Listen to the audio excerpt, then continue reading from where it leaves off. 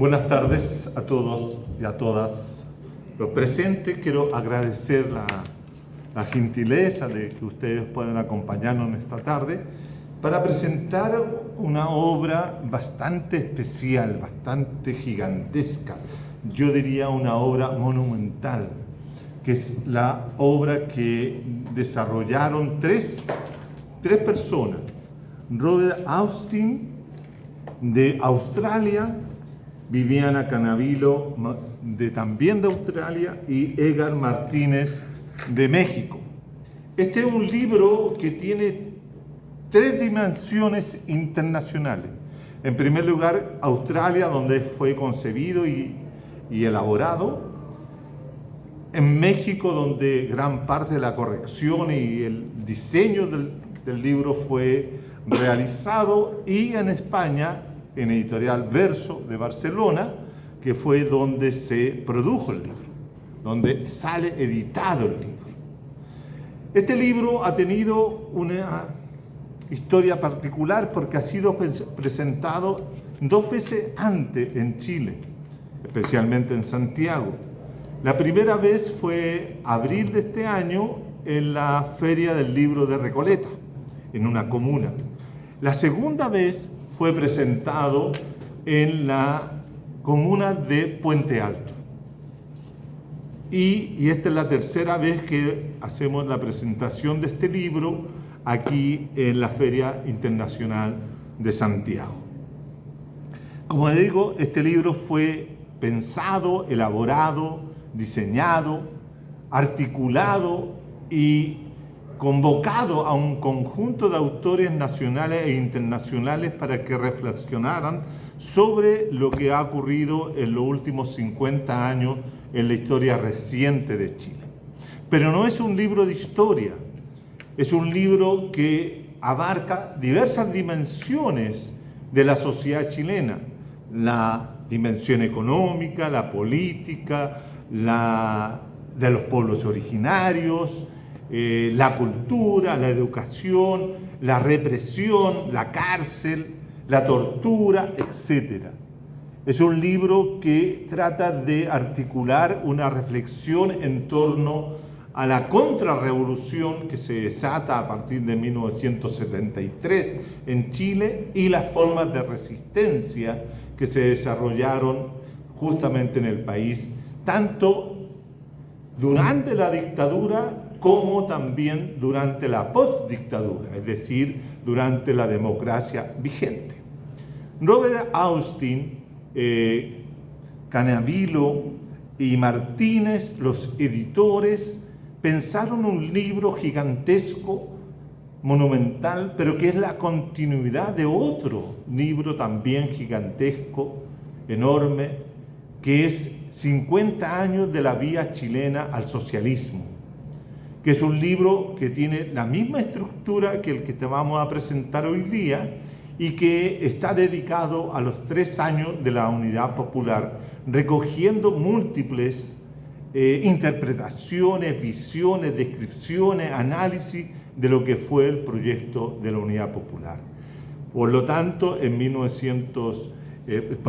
2021-22, los autores, los editores cranearon, pensaron, como digo, imaginaron esta obra, que resultó este tremendo libro de cerca de más de 1500 páginas que describen, analizan lo que es el Chile actual, el Chile neoliberal, el Chile de la sociedad neoliberal, este Chile que enfrenta desafíos muy importantes durante estos días, ¿no?, de cara al 14 de diciembre, en la cual todo lo que en el libro se dice y se plantea en relación a la dictadura, podríamos volver a vivirlo si es que gana aquel sujeto que queremos que no gane. Yo me imagino ustedes estarán pensando en el mismo sujeto, no sujeta, ¿cierto? Entonces, en ese sentido está claro que es un libro vigente, es un libro que habla del presente y que tal vez proyecta el futuro. Un futuro incierto, yo he sostenido en distintos lugares que es un Chile vive un eterno presente, y ese eterno presente es el presente neoliberal. Dicho esto, tenemos poco tiempo, por esa razón yo me voy a reservar la descripción que tenía del libro, que está estructurado fundamentalmente en dos tomos, el tomo Historia y el tomo Memoria. El tomo Historia, ¿cierto?, trata de, a través de análisis de historiadores, como también de sociólogos y de politólogos y antropólogos, dar cuenta de la historia de estos últimos 50 años. Pero también el tomo de la memoria trata de rescatar aquello que se ha ido quedando en el olvido para ponerlo en el presente y proyectar su futuro. Es un libro complejo, largo, que hay que leerlo en el verano cuando uno descansa, etc. Para esos efectos de la presentación de este libro, yo he convocado a 4 autores que han participado de 60. Tengan ustedes que en el libro anterior que se estaba presentando aquí sobre Catrileo, el mapuche, ¿cierto?, Matías Catrileo, 2 de las personas que estaban son autores de este libro. Es lo que refleja que tiene una multitud de personas reflexionando e incorporadas acá. No podríamos dar cuenta de todos los autores, por lo tanto tuvimos que hacer el esfuerzo de elegir a 4. En la vez anterior se presentaron 3, entonces a mí me toca por segunda vez presentarlo. Y quiero dejar con ustedes en primer lugar al profesor de educación básica, magíster en sociología y candidato a doctor por la Universidad de Concepción, Miguel Ávila Carrera, quien nos va a presentar el trabajo que él contribuyó en este libro, que es desde la doctrina de la seguridad nacional hacia la doctrina del orden público, que se encuentra entre las páginas 85 y 103 del primer tomo. Así que dejo con usted a Miguel, tiene 10 minutos. Buenas tardes. El capítulo que presento yo se llama Desde la doctrina de la seguridad nacional hacia la doctrina del orden público. Dentro de los antecedentes que nosotros podemos encontrar es que el año 89 la Concertación en su programa de gobierno proponía la construcción de un concepto democrático de seguridad. Este concepto democrático de seguridad se vio sumamente quebrajado o ya limitado a partir del desarrollo de las operaciones en la lucha antisubversiva y represiva por parte de la Oficina de Seguridad Pública a principios de la década del 90, lo que vendría siendo una metamorfosis de la doctrina de la seguridad nacional. Entonces, este estudio o este capítulo pretendió analizar las mutaciones de la doctrina de la seguridad nacional como un cuerpo ideológico de la política de seguridad pública durante el proceso transicional post-dictadura, que sentó las bases para un nuevo sistema de vigilancia y seguridad. Dentro como la hipótesis que construí fue que las transformaciones de la doctrina de la seguridad nacional y la política de seguridad pública, desde las movilizaciones sociales del año 2006 al 2011 hasta la revuelta del 2019, edificaron los cimientos para una mutación de la doctrina de la seguridad nacional hacia la doctrina del orden público. Esta doctrina del orden público se enmarca dentro de la doctrina de la seguridad nacional, que tuvo su desarrollo en Sudamérica y en Chile. Todos sabemos que la doctrina de la seguridad nacional tiene su origen en la derrota francesa en Indochina, y que sus constructores son Roger Trinquier y Charles Lacheroy, que intentaron dar explicación a la derrota sufrida por Francia en el conflicto en el sudeste asiático, que generaron un cuerpo ideológico que adoptaron las dictaduras latinoamericanas en la década de los 60, 70 y 80, con el activo apoyo de Estados Unidos mediante la Escuela de las Américas.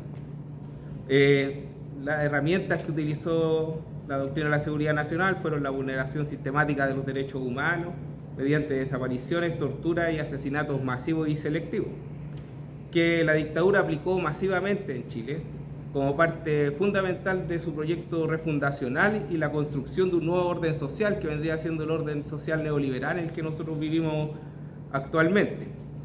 Para esto se constituyó la Dirección de Inteligencia Nacional, que nosotros conocemos bien el actuar de la DINA, y posteriormente fue relevada o reemplazada por la CNI el año 77 hasta la década del 90, producto de las presiones norteamericanas tras el asesinato del ex canciller Orlando Letelier. Estas acciones de terrorismo estatal fueron realizadas de forma paralela con las profundas transformaciones económicas neoliberales impulsadas por la dictadura, entre las que se encuentra la construcción de una constitución, que vendría siendo la Constitución de 1980, que nos rige hasta el día de hoy, que sentó las bases para una verdadera contrarrevolución neoliberal, generando una nueva noción de orden social que es la que vivimos actualmente, y que este orden social fue consolidado con la transición democrática de los años 90. Entonces, en este proceso de transicional también hay una transición en el ámbito de la seguridad pública, la emergencia o el arribo público de la Fundación Paz Ciudadana. Entonces, el mantenimiento de la izquierda rebelde y no sometida al legado institucional neoliberal de la dictadura, como lo fue el Frente Patriótico Manuel Rodríguez, el MAPU Lautaro y el MIR, generó la construcción en el año 91 del Consejo Coordinador de Seguridad Pública, que estuvo activo hasta el año 93, organismo que se encargó de desarrollar las labores de inteligencia durante los primeros años de transición democrática, que todos los conocemos o se conoció popularmente como la oficina. Entre sus acciones encontramos el asesinato de Ariel Antonio Leti, el caso traslado de armas, el asesinato de José Luis Yarzún, escándalos, entre otros muchos más, que llevaron a su disolución y a la creación de la DISPI entre el año 93, que estuvo hasta el año 2004. Y también esto se hace con una transformación donde se valieron de nuevas instancias legales, como fue la ley de arrepentimiento eficaz y delación compensada, la modificación de la ley antiterrorista, la construcción de la cárcel de alta seguridad, proceso que llevó a una reformulación en las políticas de seguridad y de control. En este contexto surge la Fundación Paz Ciudadana con la misión de asesorar a las autoridades en materia de seguridad, tras el secuestro de Cristian Edwards del Río, hijo de Agustín Edwards, Edman, dueño de la cadena de diario El Mercurio, activo colaborador de la dictadura, lo que abre un segundo momento, como lo fueron con la reforma procesal penal, las cárceles concesionadas, la ley de responsabilidad adolescente, la intervención de barrios críticos el 2001 y la Agencia Nacional de Inteligencia el año 2004, donde la Fundación Paz Ciudadana tiene una activa participación en la articulación de aquellas transformaciones y en los planes antidelictivos y en el que se construyen a partir del primer diagnóstico de la seguridad en Chile en el año 2003. Entonces se empieza a constituir una nueva doctrina de seguridad que se empieza a utilizar contra la lucha del pueblo mapuche, por ejemplo en la Operación Paciencia, donde fueron encarcelados gran cantidad de militantes de la coordinadora Arauco Mayeco, contra el movimiento estudiantil y su criminalización durante el año 2006, en lo que se conoció como la Revolución Pingüina, en las huelgas de mineros del cobre del año 2007, en la huelga de trabajadores forestales del 2007, donde fue asesinado Rodrigo Cisternas por Carabineros de Chile, hacia jóvenes del movimiento UPA, como por ejemplo en el caso del Fábrica de Molotov el 2006, el caso Machetes de Arboe, cuando llenó la Universidad de Santiago y expuso un montón de machetes de un grupo folclórico como elementos para cometer actos vandálicos. Entonces son situaciones que muestran también una creciente agitación social y una respuesta contundente del Estado, como también lo fueron durante las manifestaciones universitarias del año 2011. Entonces, en este escenario se reformula el Ministerio del Interior el año 2011, pasándose a llamar Ministerio del Interior y Seguridad Pública, y se crea la Subsecretaría de Prevención del Delito.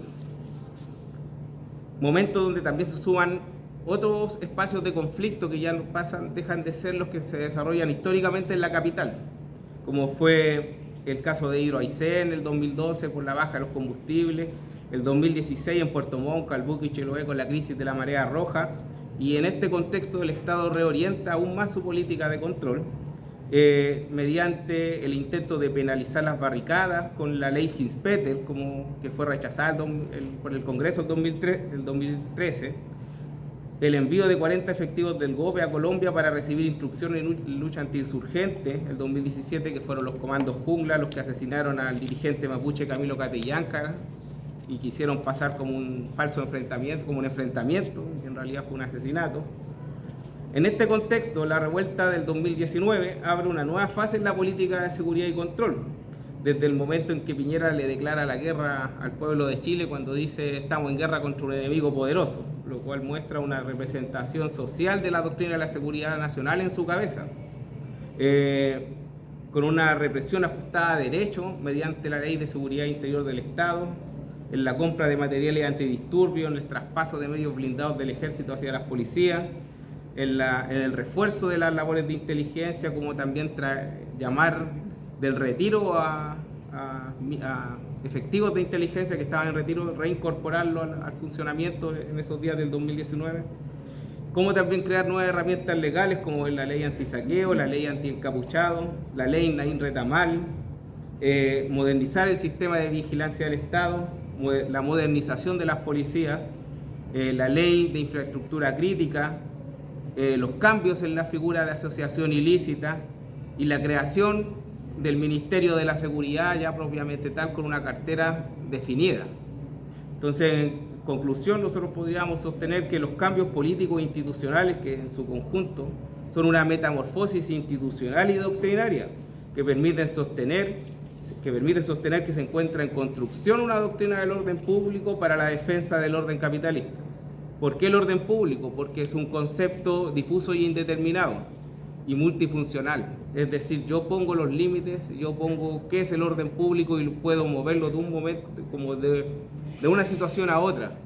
Más que la lucha contra el enemigo interno, nosotros luchamos por el mantenimiento del orden social legado por la dictadura, por el mantenimiento y el funcionamiento de este orden social, para que la sociedad capitalista chilena se reproduzca y produzca bajo este orden.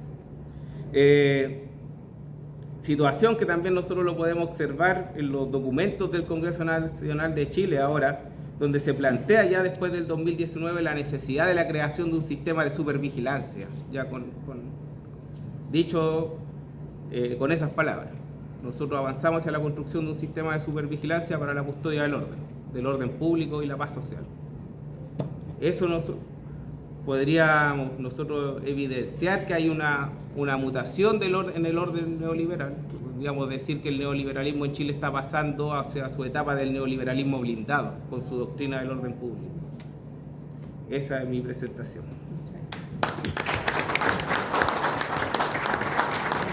Gracias, Miguel. Cabe señalar que Miguel es un investigador del Centro de Investigaciones en Procesos Sociales y Políticos de América Latina. Él acaba de publicar un texto sobre el tema en el libro ¿De qué sirvió la revuelta del 2019 para el movimiento popular? Ediciones Pueblo Unido, CIPSAN. Así que pueden ahí consultarlo también, lo que él llama el blindaje del neoliberalismo y sus formas de represión. Voy a dejar a continuación en una alternancia de género, un hombre, una mujer, y curiosamente yo sin tener ninguna intención, resultó que las dos personas que van a hablar del tomo de memoria corresponden a dos destacadas feministas que tengo aquí a mi lado. Yo no soy feminista. No sé, yo sé que usted defiende a las mujeres y yo soy feminista. Bueno, pero en todo caso. Voy a dejar con usted a la historiadora y académica del Departamento de Historia de la Facultad de Filosofía y Humanidades de la Universidad de Chile y permanente colaboradora de Le Monde Diplomatique, nuestra querida amiga Margarita Iglesias Saldaña. Tus 10 minutos. ¿Feminista o no feminista? Gracias, Juan Carlos. Buenas tardes, gracias por estar. Antes de entrar al tema que a mí me convocó en este libro, que es las mujeres y sobre todo testimonios de mujeres 50 años después del golpe de Estado, quiero ver algunas cuestiones centrales que me parecen fundamentales que se plantean en esta obra a través de diversas autoras y autores, porque habemos autoras y autores, como habemos historiadores, etc. Primero es la recomposición de clase y los movimientos sociales que surgen distinto a lo que históricamente conocimos como movimientos sociales en el Chile tradicional, ¿no? Y entre esos, con mucha fuerza, van a surgir movimientos de jóvenes y movimientos de mujeres y no necesariamente feministas. Los movimientos feministas de mujeres son mucho más tardíos, son del año 2018 más o menos. Ahí después la compañera, ella sí que es feminista de tomo y lomo, es una de las creadoras del concepto de género en Chile, en la Universidad de Chile de hace más de 30 años, Kim Yersum, y ella podrá hablar más en propiedad de aquello, ¿no? Después, lo que a mí me parece muy interesante en este libro, que como decía Juan Carlos, no hay para qué leerlo todo este inmenso ladrillo, sino que se puede leer alternativamente cada uno de los capítulos o artículos del libro, ¿no? Y entretejen memorias e historiografía y otras disciplinas por autorías distintas, ¿no? Me parece que eso también es una novedad que tiene el libro. Habla de las transformaciones que se dan en plena dictadura, a lo que se llama la contrarrevolución, y de lo que somos herederas y herederos hasta el día de hoy. Por ejemplo, en el plano educacional. Hasta el golpe de Estado de 1973, Chile tenía uno de los mejores sistemas de educación nacionales a través del Ministerio de Educación y que cubría todo el país, así como el Ministerio de Salud. O sea, salud pública y educación pública eran lo que hoy día se podría decir un bien común, que era para toda la gente en este país sin necesidad de recurrir al privado, ¿no? Y entonces aquí llega la instalación del neoliberalismo que nos rige hasta ahora, con una constitución que no hemos podido cambiar, que es dictatorial, efectivamente, como bien lo relataba Miguel recién, ¿no? Entonces el libro es la idea de que en estos 50 años rescatamos lo que fueron las luchas, lo que fue la instalación de una institución como la que tenemos hoy día, con el Estado que tenemos hoy día y con un sistema de productivo e ideológico como el neoliberalismo. Curiosamente, es durante la dictadura que van a tomar mucha importancia y por sí mismas los movimientos de mujeres. Desde el día 1 de la dictadura, las mujeres tienen que parar la olla, buscar a los maridos o parientes hermanos o lolos, qué sé yo, cuando viene el gran periodo represivo entre el 73 y el 74, y además hacerse cargo de las familias porque hay un gran periodo de cesantía y las mujeres tienen que organizar la vida en común y la alimentación de su familia, ¿no?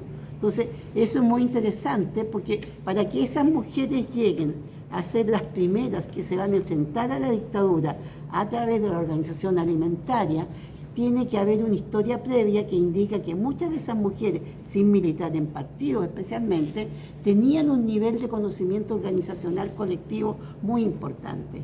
Y ahí la historia es fundamental. Habían habido organizaciones de centro de madres, de juntas de vecinos, de padres y apoderados, que se llaman padres y apoderados, pero donde el 90% son mujeres. Entonces había una experiencia de organización de las mujeres que se va a traducir en las primeras formas de organización contra la dictadura. Primero luchar para mantener a su familia y contra el hambre. Después es denunciar. Y ahí surgen muchos grupos de mujeres, muchos ligados a los barrios, a las parroquias, pero también por ellas mismas, como por ejemplo las arpilleras que surgen en el año 75, 74. Empiezan a surgir las arpilleras para un saber hacer de mujeres que transforman esto en una forma de denuncia y económica posteriormente. Es muy interesante el tema de la arpillera aquí, vamos a pasar sobre ella, pero uno de los movimientos y organizaciones fundamentales que van a surgir en plena dictadura y se van a mantener durante toda la época dictatorial, llegando a proveer cuestiones comerciales muy importantes y de denuncia.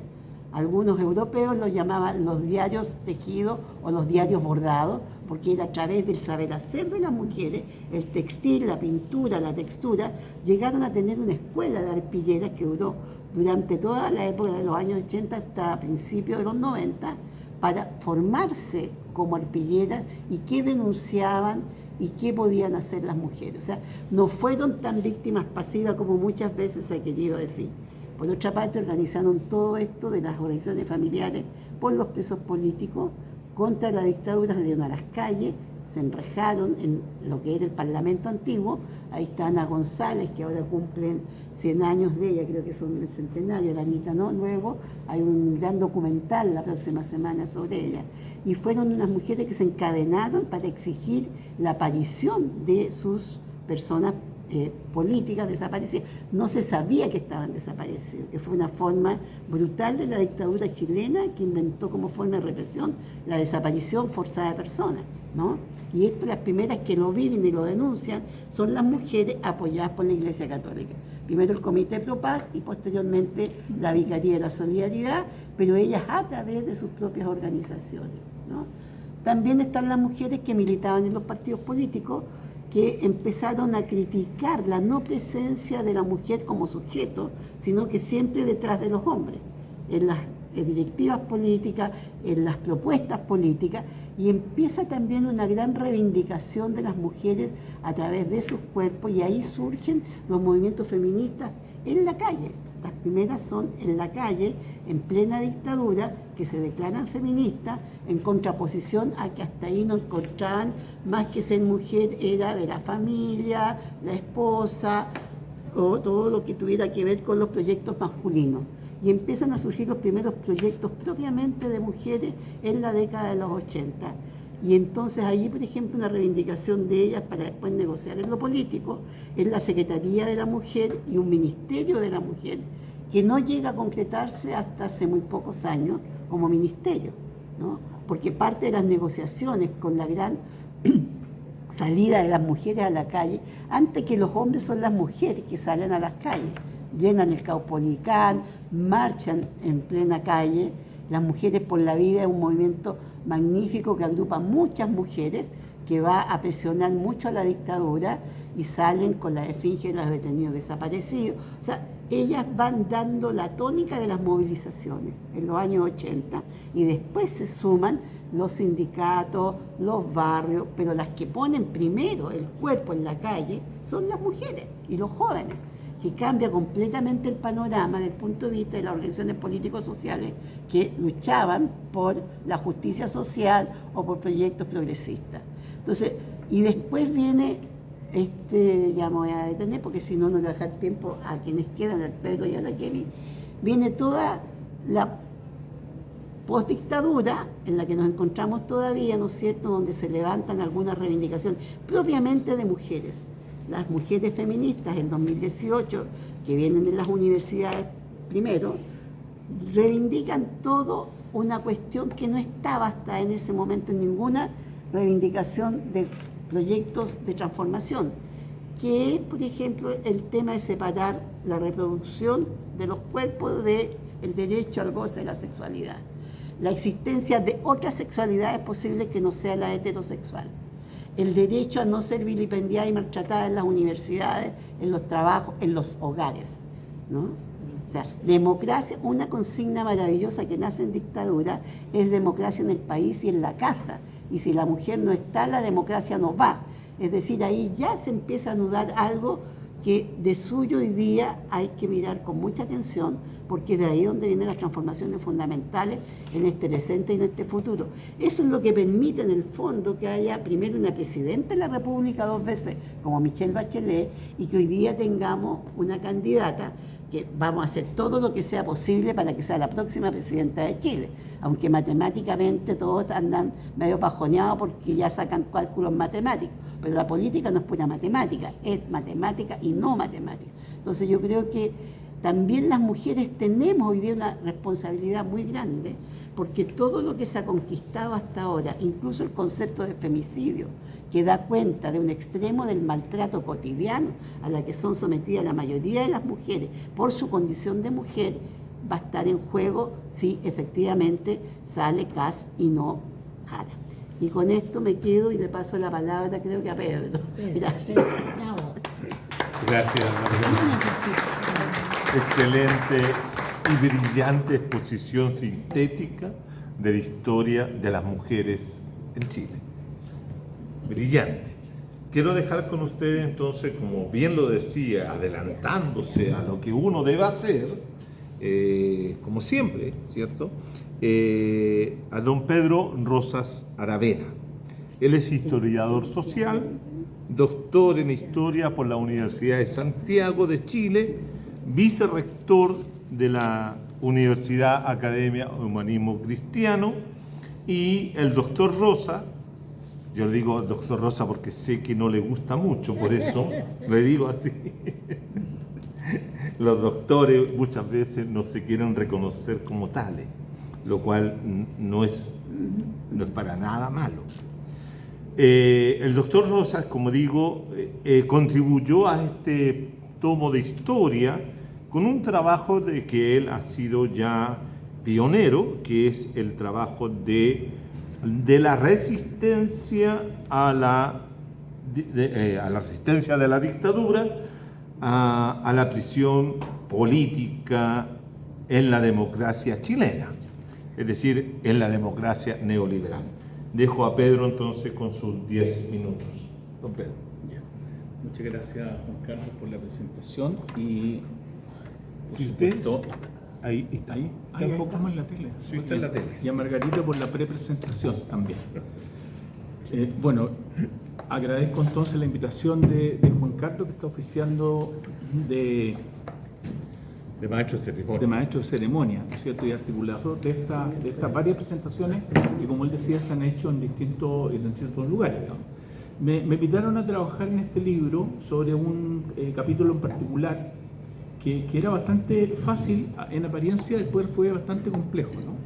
Era fácil porque era un tema que, por supuesto, manejaba historiográficamente, que lo conocía históricamente y que además, por supuesto, lo había vivido geográficamente, digamos, que era el tema de la prisión política en dictadura y posteriormente la transición chilena, que tenía particularidades especiales respecto al periodo anterior, pero también algunas, y bastante, diría yo, continuidad en términos de el tratamiento que el aparato del Estado daba a la insurgencia en Chile, las condiciones de aislamiento a la cual los prisioneros eran sometidos, digamos, pero había cuestiones nuevas que tenían que ver cómo la población chilena y un sector de la izquierda particularmente viene a resignificar en el proceso transicional a aquellas compañeras y compañeros que, si pienso en la noche del 11 de marzo de 1990, en que en la noche anterior, el día anterior, digamos, eran considerados compañeros, digamos. Esto es muy curioso políticamente, digamos. Aquellos que hasta el 11 de marzo de 1990 eran combatientes por la libertad, ¿no es cierto? Uno podía estar en un acuerdo o desacuerdo con ciertas estrategias, tácticas o métodos, inmediatamente y rápidamente, diría yo, pasaron a convertirse en una rara avis, ¿no? En una especie extraña, que no solo eran enemigos, digamos, de un enemigo común, digamos, anterior, la noche anterior, digamos, sino que pareciera que se fueron constituyendo como enemigos y elementos desestabilizadores de la democracia, digamos. Por supuesto, había una construcción, ¿no? Una construcción que tenía que ver con lo que mi compañero, ¿no es cierto?, había expuesto anteriormente, y no me voy a remitir a esos aspectos que fueron también planteados. Entonces, dada esa situación, parecía fácil, digamos. El problema es que cuando uno ha escrito ya algo, digamos, tenía un libro al respecto, varios artículos, en fin, cuesta escribir de nuevo sin repetirse. Y eso es una complejidad particularmente de este libro, porque a todas las personas que invitaron, no sé si a todas, pero a muchas de las personas que invitaron, los invitaron a participar sobre cosas que habían escrito antes, ¿no? Y es difícil, ¿no es cierto?, los que escriben acá en el público y en la mesa, cada cierto tiempo obligados, ¿no?, porque hay que escribir para estar indexado y todo, sabemos que cuesta y hay que tratar de no citarse uno mismo, en fin, y citar adecuadamente además. Entonces es un desafío en ese sentido, ¿no? Pero por supuesto uno asume, y creo que todos los que estamos en esta mesa lo asumimos así, que se trata de un desafío de naturaleza política, es decir, cómo desde la actividad intelectual, académica y profesional damos cuenta de una perspectiva, una mirada que busca poner luz, o por lo menos una palabra distinta respecto de cuestiones que habitan el sentido común, digamos. Y en este caso, elementos del sentido común tenían que ver con que los presos políticos se habían acabado el 11 de marzo del 90, es decir, se acabó la dictadura y se acabaron los presos políticos. En el sentido común estaba que se fue la dictadura y se acabó la tortura, digamos. El elemento del sentido común era que se terminó la dictadura y por lo tanto la prisión política, con lo que ella implicaba en términos de una materialidad del cautiverio, también se había terminado. Y por lo tanto, en ese sentido, obviamente uno asume la responsabilidad de decir que hay una parte de la historia que ha sido engullida, ¿no es cierto?, y vomitada posteriormente en función de la construcción de una narrativa oficial, y en el caso del periodo, una narrativa conciliadora, reconciliadora, ¿no es cierto?, pactista, etc. Luego, diría yo que más allá del capítulo, del artículo, ¿verdad?, que ustedes lo pueden ver en el libro, me parece que el libro tiene una virtud que dialoga bien con la necesidad de consumo historiográfico del presente, ¿ya? Y es precisamente la posibilidad, y lo advertía Margarita, la posibilidad de que podamos relacionarnos con perspectivas de la historia nuestra, ¿no?, de manera rápida, diría yo, de manera temática, además, y con con bastante profundidad. Es decir, estamos enfrentados a artículos breves que hablan respecto de coyunturas, procesos de acontecimientos que son profundos, que son dramáticos, que son importantes, que están abordados de manera seria en todos los casos de los artículos, por lo menos los que alcancé a ver, digamos, suficientemente documentados, y permiten entonces tener una impresión y una idea, un juicio crítico respecto de la historia reciente de Chile. Me parece que esa es una virtud del conjunto de los trabajos que están en el libro. Pero luego de eso hay otra cuestión que es mucho más de largo aliento y que tiene que ver con situar el acontecimiento en un proceso histórico de larga data. Cada uno de los artículos que están allí, y pienso en el artículo que yo escribo, como el artículo que acaba de comentar mi compañero acá de mesa, ¿no?, son artículos de la historia reciente, es decir, artículos respecto de los cuales las mujeres y hombres que lean estas páginas pueden referir desde el punto de vista biográfico. Yo recuerdo que yo estaba ahí, yo no lo veo así, yo no estoy de acuerdo. Entonces, me parece que es un libro de historia que permite, y es una gran virtud, que nosotros podamos entonces hacer dialogar aquello que parece lejano, ¿no?, propio de la narrativa disciplinar de los profesionales, hacerlo narrar de manera muy cercana con aquellas cosas que cada una de nosotros y nosotros vivimos eventualmente y que lo tenemos muy fresco, digamos, en nuestra memoria. Me parece que esa es una virtud. Pero junto con eso, es decir, la naturaleza histórico reciente del artefacto está otro elemento que es muy importante desde el punto de vista histórico y también político, que es la posibilidad de situar la coyuntura y el acontecimiento entonces en la larga duración. ¿Cómo es que nosotros llegamos en Chile, por ejemplo, a tener una política de seguridad que muta más o menos o dialoga más o menos con políticas de contrainsurgencia nacionales o internacionales? ¿Cómo ocurre aquí y ahora, digamos, en este país? ¿Cómo ocurre que un fenómeno como la prisión política, ¿no?, existe en este país? ¿Se explica solo por la dictadura? ¿Cómo se resuelven las problemáticas de las tensiones políticas, de la confrontación entre los contendientes, que por cierto tienen programas distintos de sociedad, ideas distintas de sociedad, formas de implementar esos idearios y de conquistar, digamos, actores de la sociedad civil o el conjunto de la sociedad para aquellos proyectos? Digamos, ¿cómo se ha emprendido históricamente la aventura de producir la historia? Y me parece que en ese sentido los artículos logran precisamente hacer que una aventura particular, un acontecimiento particular, en el marco de una coyuntura, es decir, cuando las cosas se ponen tensas, cuando todo el mundo se compromete, cuando los actores se ponen muy radicales, digamos, en el alzar la voz o en reprimirla, en ese momento, ese acontecimiento que llama la atención, que atrae la mirada y, por cierto, la historiografía, debe y puede, en este caso, ser entendido e interpretado en función de su genealogía. Tenemos una larga historia de construcción de subjetividad, es lo que el libro nos dice. Tenemos una larga historia de acumulación de fuerza política para la emancipación. Encontramos eso en este libro. Pero también tenemos una larga historia de control social, de represión, de construcción de dispositivos y de aplicación cruenta de esos dispositivos sobre las vidas y sobre los cuerpos de las personas. Este es un país que está plagado de masacres y parece que aquí no se matara ni una mosca. Este es un país que ha estado plagado de persecuciones con instrumentos legales, con instrumentos al margen de la legalidad, y parece que este fuera un país donde eternamente se respetan los derechos humanos y respecto a aquello hay simplemente una excepcionalidad, que es la dictadura. Este es un país, y lo vemos por cierto en el libro, donde el orden legal, incluso de la clase dominante, ha sido frecuentemente pervertido, ha sido frecuentemente violentado, ¿no? Pero es un país donde aparece la dictadura militar como el único acontecimiento y el acontecimiento eje que precisamente habla de la ruptura democrática. Como si ese fuera, ¿no es cierto?, el único y principal acontecimiento que muestra precisamente la confrontación de clases en Chile. Entonces me parece que el libro está poniendo sobre la mesa una realidad histórica de largo plazo y de una profundidad que debiera parecernos evidente. Pero las vidas nuestras son vidas cortas, ¿no?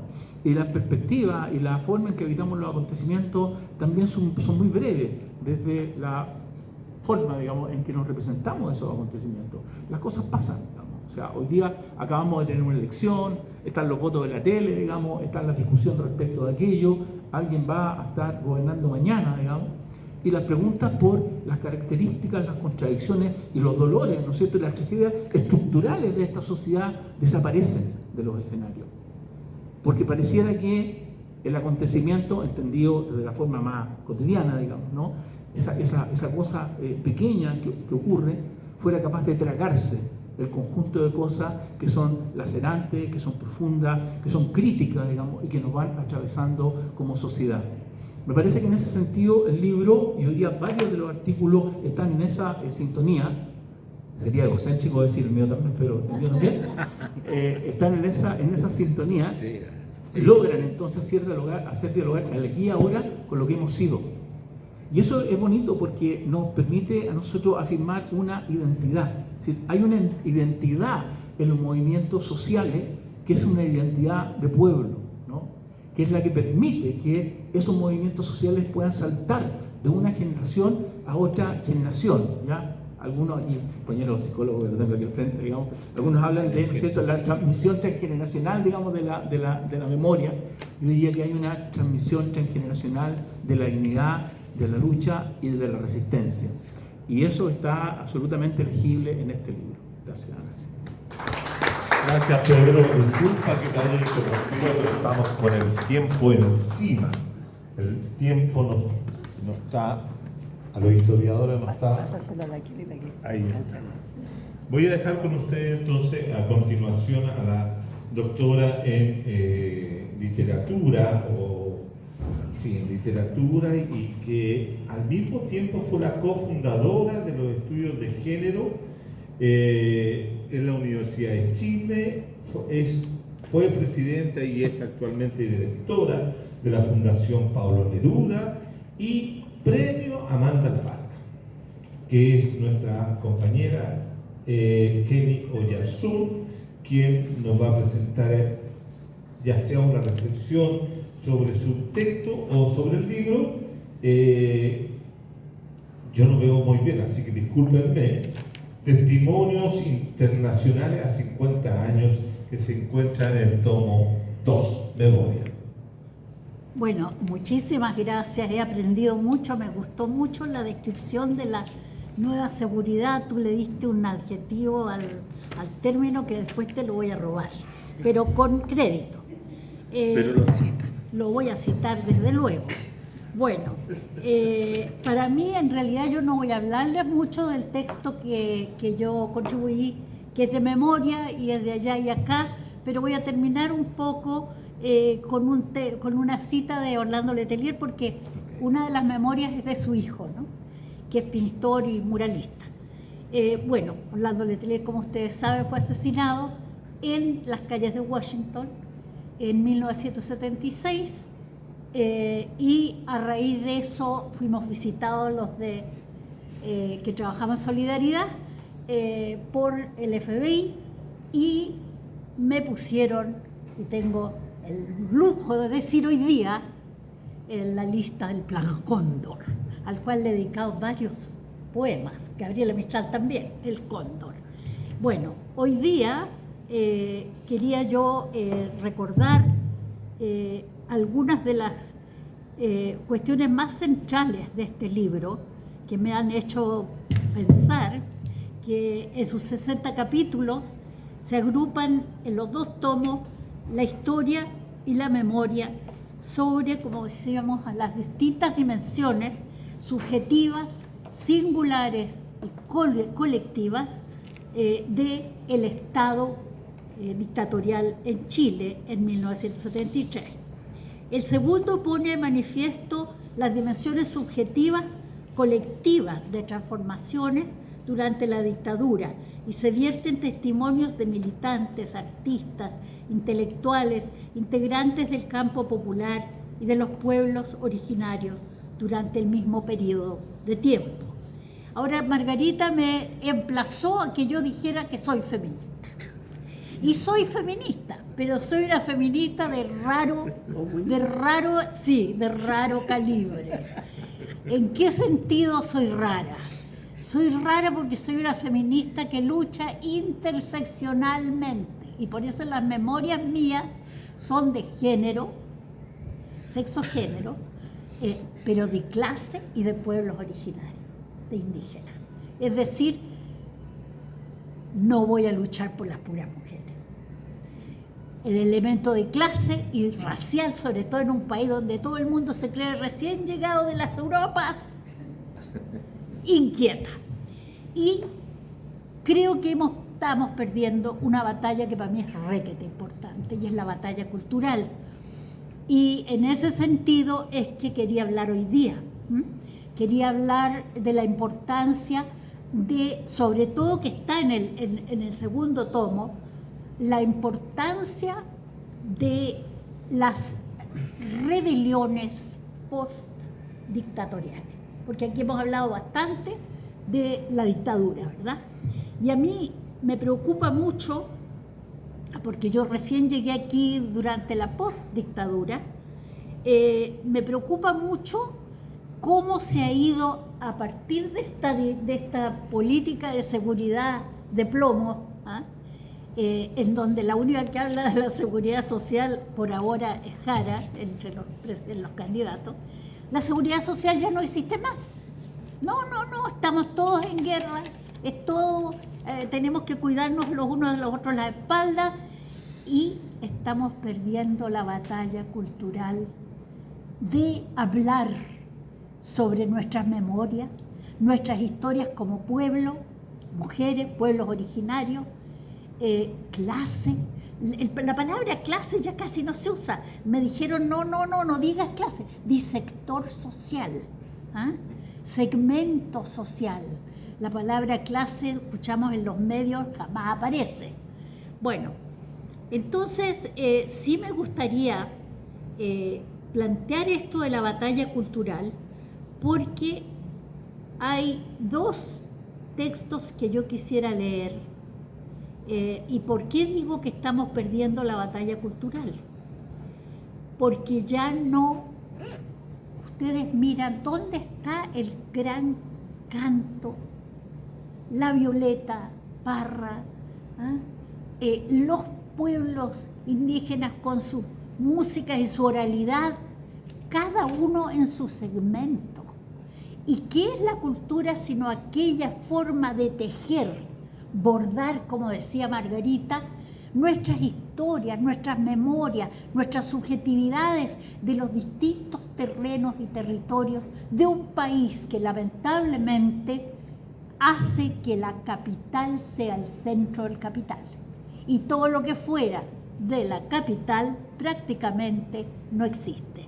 Entonces, en ese sentido, las memorias para mí son fundamentales. es el cuerpo de la historia, son los cuerpos de la historia, lo que la historia oficial, así como la cultura de los libros y de las grandes letras, deja fuera, porque la cultura sigue siendo una oralidad muy fuerte, es lo que hacemos a diario en las calles, en los trabajos, en las micros, en los buses, hablamos, el habla común se está perdiendo como subjetividad particular, específica y colectiva. Bueno, yo querría partir destacando el estallido, porque a mí me hace mucha fuerza esto de qué ocurre. Díganme cuando ya estoy lista, porque Sí, ¿ya estoy lista? Ah, Perdón. Bueno, voy a terminar entonces solo citando a Yaitul al final, que me parece muy importante, cuando dice, no, voy a tener que terminar nomás porque sí, porque sí. nos van a echar... Tienen una hora los que vienen. Bueno, y lo ya digo, no vamos nada a más ir que la nosotros. frase de Yaitul, porque soy feminista interseccional, por eso quiero terminar con Yaitul. El denominador común de las opresiones que vive el pueblo mapuche y el pueblo palestino, dice, no es otra cosa que estados de ocupación colonial que históricamente han buscado y buscan eliminarnos y hacerse de nuestras tierras. Estas son algunas de las preguntas y las ideas que a 50 años del golpe y a casi 150 años de la ocupación de la Araucanía, considero, dice Yaitul, necesario de reflexionar, y este libro nos ayudará a aquello. Y lo dedicamos, por cierto, a Julia Chuñil. Tenemos que ir volando. Bueno, quiero poner fin a la presentación de este libro, agradeciendo a Odiseo Libro la oportunidad de hacerlo. También agradecer a Pedro, a Miguel, a Margarita y a Kemi por su disposición a estar hoy día con ustedes. Y desgraciadamente yo me quedo siempre con las ganas de poder hablar del libro y de hablar de mi artículo que inicia el libro. Porque el primer tomo de historia se abre con mi texto que es Revolución y Contrarrevolución en Chile en la historia reciente entre 1973 y 2023, que ahí se explican muchas cosas de lo que está ocurriendo hoy en día. Me quedo con la gana, la próxima vez voy a entregarle la posta a otra persona para poder hacerlo. Muchas gracias a todos y a todas.